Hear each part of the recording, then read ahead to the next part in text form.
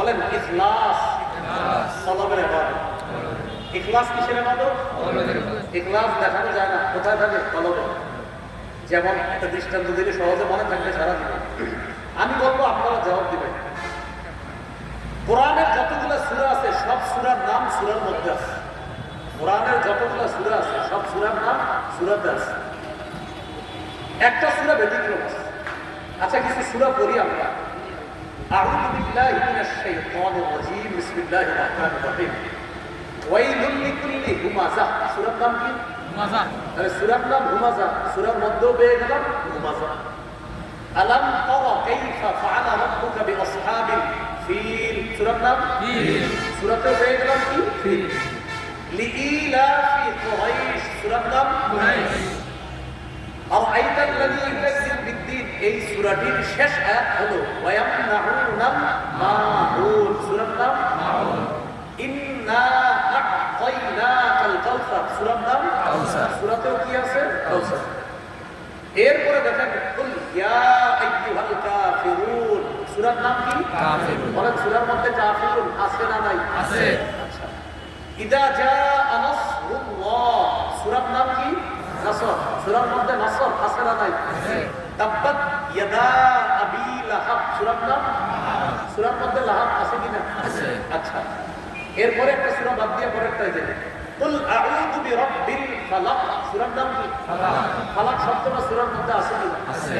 কুল আউযু বিরাব্বিন নাস। সূরার নাম কি? নাস। নাস আছে কি সূরার মধ্যে?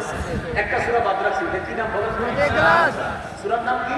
ইখলাস। এবার আমি সূরাটা বলি, দেখি ইখলাস শব্দটা বের করি আমরা, দেখি। কুল হুয়াল্লাহু আহাদ। তাইলা আল্লাহুস সামাদ। তাইলা লাম ইয়ালিদ ওয়া লাম ইউলাদ ওয়া লাম ইয়াকুল লাহু কুফুয়ান আহাদ। ওটা নাম তো ইখলাস। সূরার মধ্যে কি না ইখলাস? আল্লাহ আমাদেরকে শিখাইতে চায় ইখলাস দেখানো যায় না, তাই সূরার নাম রাখছি ইখলাস। এটা যেহেতু দেখানোর জিনিস না, তাই সূরার মধ্যে এটা না দেখায়া তোমাদেরকে শিক্ষা দিলাম ইখলাস দেখানো যায় না, এটা এখানে রাখতে হয়, এটা শুধু আল্লাহ দেখে, এটা অন্যকে দেখানো যায় না। তাই ইখলাস সূরার নাম, সূরার মধ্যে শব্দটা না রেখে আমাদেরকে শিক্ষা দিলেন এটা দেখানোর জিনিস না, এটা লালন পালন পালন করার জিনিস, এটা শুধু আমি আল্লাহ দেখি। সুবহানাল্লাহ। সব সূরার নাম সূরাতে আছে।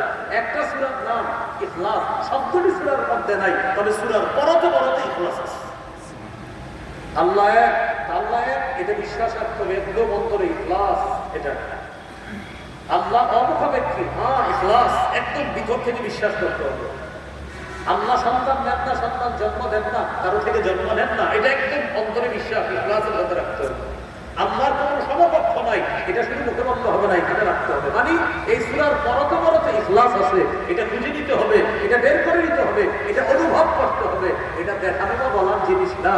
আল্লাহ শিখাইলেন ইখলাস, এটা দেখানো যায় না। তাই আমি আপনার সূরার নাম ইখলাস রেখে সূরার মধ্যে ইখলাস শব্দটি আল্লাহ কেন দেননি শিক্ষা দিলেন। এই শোনো, ইখলাস দেখানো যায় না, এটা ভিতরে রাখতে হয়।